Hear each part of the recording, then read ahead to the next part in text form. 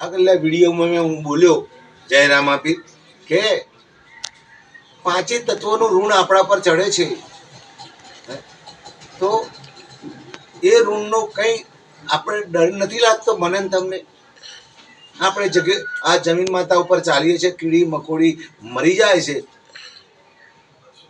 પગમાં અજાણથી જાણથી, તો એનો કોઈ પણ આપણને કર લાગશે ને એનું ઋણ નહીં ચડે, પાપ નહીં લાગે?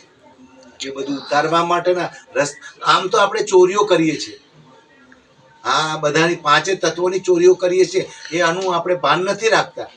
ઓલા દલા તરવાડી આવતા પહેલાના ભણતરમાં, મને તો હું તો બહુ ભણેલો નથી, દલા તરવાડી એક થઈ ગયા. એ પટેલના ખેતરમાં આવતા, પટેલ હતા ને ધોળાભાઈ, એ પટેલની અંદર એને રીંગણની વાડી કરી હતી, રીંગણની વાડી. દલા તરવાડી સવારે વહેલા જાય અને પછી વહેલા જાય એટલે રીંગણની વાડી જોઈ એટલે વાડીમાં રીંગણા ચોરવા જાય. વાડીમાં ઘૂસીને અંદર વાડીને એમ કે, અરે વાડી રે વાડી, રીંગણા ચોરું બે ચાર.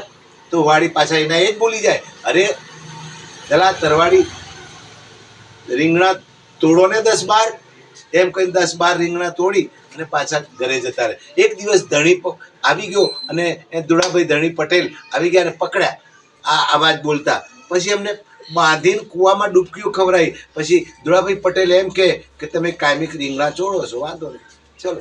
બાંધીને અંદર કૂવામાં નાખ્યા દોરડાથી. પછી કીધું દુડાભાઈએ કે અરે કૂવા રે કૂવા, આ દલા તરવાડીને એક બે ચાર ખવડાવો ડૂબકીઓ.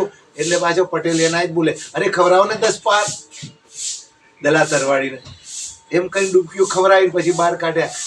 પછી દલા તરવાડી બહાર નીકળીને એમ કે, બાપા હું આજ પછી કોઈ દિવસ ચોરી નહીં કરું. એટલે એ રીતે આપણે ચોર નથી પ્રભુના. એ મુક્ત થવા માટે પ્રભુ ગુરુના શરણે, સંતોના શરણે જઈ અને આ બધું જાણી લેવું જોઈએ અને પ્રભુ ભક્તિ કરવી જોઈએ. જય રામ.